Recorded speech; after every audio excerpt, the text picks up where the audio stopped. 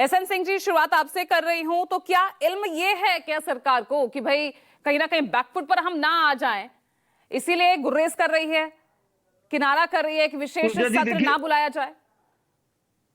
पूजा जी देखिए, आज संजीव जी ने बड़ी स्पष्टता से कहा कि बहुत सारे मसले ऐसे होते हैं जो राजनीति के भेंट चढ़ जाते हैं। सरकार बार बार अपनी बातों को कह रही है और संजीव जी ने स्पष्टता से ये बात बताई कि कोई ट्रेंड नहीं है कि पहले 62 में, 65 में, 71 में या 26/11 की घटना के बाद, मुंबई में ब्लास्ट के बाद, वाराणसी में ब्लास्ट के बाद सरकार विशेष सत्र बुलाई है। बुलाई नहीं है। और मैं पूछता हूं किन बयानों पे विशेष सत्र बुलाया जाए। पूजा जी, मैं 4-5 बयानों का जिक्र करना चाहूंगा जिन बयानों को उठाया जा रहा है कि इसकी हम चर्चा करेंगे।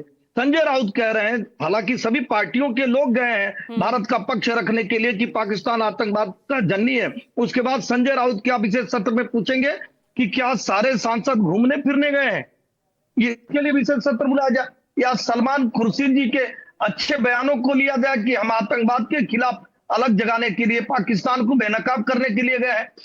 ओवैसी साहब देखिए, वो भी तो विपक्ष के नेता है, वो कह रहे हैं पाकिस्तान एक नाकाम मुल्क है, उसका फील्ड मार्शल आतंकवादियों के साथ है।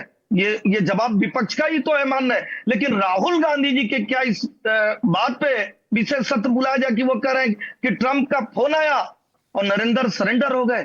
क्या इसके लिए मतलब आप बताना क्या चाहते हैं? देखिए, विशेष सत्र नाम की कोई चीज संविधान में नहीं है।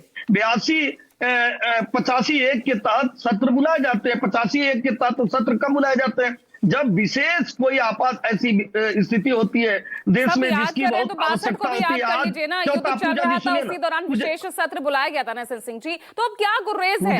अगर हमने यहाँ पाकिस्तान को घुटनों पर लाकर खड़ा कर दिया, अगर हम अपने स्तर पर हम दुनिया को जाके जवाब दे सकते हैं, सभी दल के नेता पहुंच रहे गए ना, प्रतिनिधिमंडल गए, सांसद गए, उन्होंने बताया ना, तो अपने देश में अगर वही सवाल उठ रहे हैं तो हमें वो सवालों का जवाब तो देना होगा ना।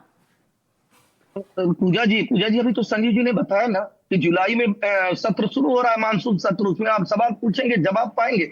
और पूजा जी, आपके जिम्मेदार चैनल पर उन्होंने बताया कि भाई होता क्या है कि जब कोई ऑपरेशन चल रहा होता है उस दौरान किस चीज का आप जवाब लेंगे? आपका कान सुनना क्या चाहता है? क्या जो भारत के डीजीएमओ कर रहे हैं, भारत की जनता कर रही है, भारत के रक्षा मंत्री कर रहे हैं, भारत के गृह मंत्री कर रहे हैं, भारत के विदेश मंत्री कर रहे हैं, यहां तक कि हमारे आदरणीय प्रधानमंत्री जी खुले मन से कह रहे हैं कि भारत ने पाकिस्तान में घुस के उसके एयर स्ट्रिप को तबाह कर दिया, उसके डिफेंस सिस्टम को तबाह कर दिया। और यही नहीं, राहुल गांधी जी के परम प्रिय मित्र कह रहे हैं, शहबाज शरीफ कह रहे हैं कि भारत ने हमको तबाह कर दिया। आपको क्यों नहीं विश्वास हो रहा है? और मैं बार बार ये कहूंगा, अभी आपको पार्लियामेंट सेशन बुला दीजिए ना, सबसे बड़ा जो लोकतंत्र का मंदिर है, बुलाइए आप वहां पर, सभी को दे दीजिए जवाब। पूजा जी, मतलब पार्लियामेंट के बाहर जितने बयान होते हैं राहुल गांधी जी के, वो सब खराब होते हैं, उसको नहीं माना जाना चाहिए। विपक्ष के जितने बयान होते हैं वो सब खराब होते हैं, वो नहीं माना जाना चाहिए।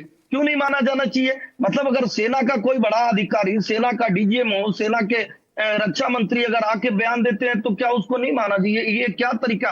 जानती है पूजा जी, बयानों के बाद भी ट्रंप तो मान नहीं रहे ना, ट्रंप तो मान नहीं रहे। पिछले 24 से 25 दिनों में 13 बार उनका बयान आ चुका है, मध्यस्थता उन्होंने कराई है, संघर्ष विराम के लिए वो दावे उनके खत्म ही नहीं हो रहे हैं ना।